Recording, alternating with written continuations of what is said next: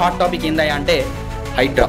ఇది ఒక 2 నెలలు హడావిడి చేసి ప్రజలను భయభ్రాంతులకు గురి చేసింది.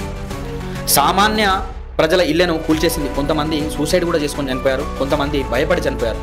ఓన్లీ పేదల ఇళ్లకు మాత్రమే కూల్చడంతో రేవంత్ గవర్నమెంట్ పైన ప్రజల్లో చాలా వ్యతిరేకత మొదలైంది. పెద్ద ఎత్తున ఒక 2 నెలలు చాలా హడావిడి చేసింది హైదరాబాద్. ముఖ్యంగా హైదరాబాద్లోనే ఎందుకు అని కూడా అనుకుంటున్నారు. కాంగ్రెస్ హైదరాబాద్లో ఒక్క సీటు కూడా గెలవలేకపోయింది. అందుకే రేవంత్ గారు కక్ష కట్టి చేశాడు అని ఆరోపణలు వచ్చాయి. సొంత తమ్ముడు అయిన తిరుపతి రెడ్డి గారి ఇల్లు కూల్చకపోవడం, బీఆర్ఎస్ ఎమ్మెల్యే అయిన మల్లారెడ్డి గారిని ముట్టుకోకపోవడం, ఓవైసీకి సంబంధించిన కొన్ని కాలేజీలు కానీ వాళ్ళ స్థలాలను ముట్టుకోకపోవడంతో పెద్ద ఎత్తున వ్యతిరేకత మొదలైంది. మూసీ ప్రక్షాళనని పేదల ఇళ్లపైన పడ్డాడు అని, కానీ ఇది ప్రజలకు మేలు చేసే ప్రాజెక్ట్ అని, వారికి వేరే కొత్త ఇల్లు కట్టించి ఇస్తాను అని చెప్పి అక్కడ పనులు స్టార్ట్ చేశారు.